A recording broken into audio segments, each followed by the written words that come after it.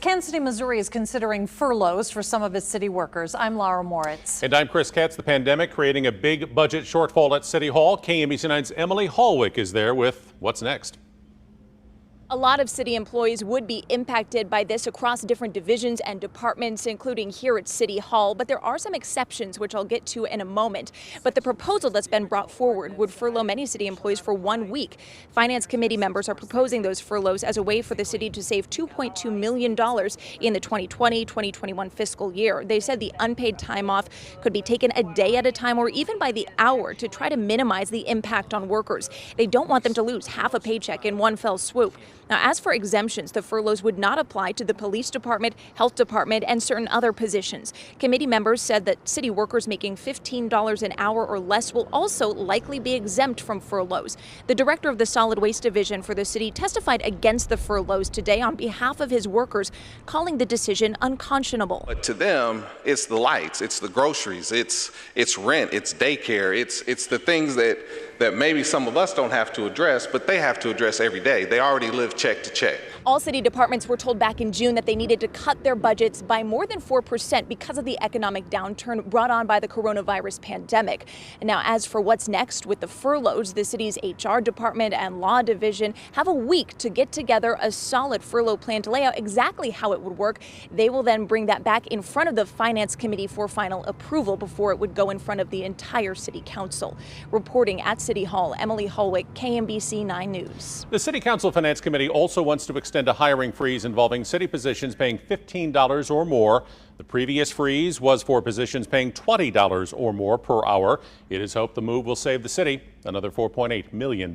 Millions of people are at risk of losing their homes during the pandemic, and that includes a married couple from Liberty who are caring for their great-granddaughters with special needs. And now they're being threatened with getting kicked out of their apartment. KMBC 9's investigative reporter Matt Fleener is looking into their case. At the Wilshire Apartments in Liberty. The lease is hereby terminated. We have not seen action to remedy the situation. Pat and Jack Bell believe they're being told to move out of their apartment because they let their sons move in after they lost their jobs and needed a place to stay during the pandemic. They had no place to go. They're our kids. You're not going to just let them sleep in the alley. The Bells have lived here at the Wilshire Apartments for 36 years, and they claim they've paid their rent on time every time. Legal guardianship. They're also the legal guardians of their great-granddaughters with special needs. We have to be out of the apartment by August 31st. So we went looking for answers. Please leave your name, number, and a brief message. A lawyer for Wilshire Apartments eventually called us back, saying while management doesn't want to evict, they need to get into the apartments for additional pest control. The Bells claim they did let a pest control company in for 4.5 hours recently, also adding their sons are trying to find a new home, wondering why it had to come to this. We were quite content here. We always joked and said, well, you carry us out in the pine box, you know. Well, that's not the way it's going to be. We're going to be carrying out packing boxes. Matt Fleener, KMBC 9 News. The lawyer for the apartment added they hope to speak more with the Bells, but after all of this, the Bells say they are making the choice to move to Oklahoma to be with their daughter.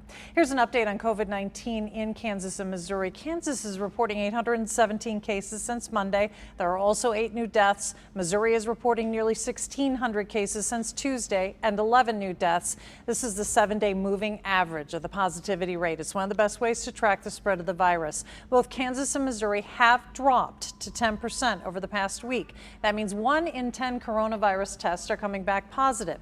The national average is still 7%.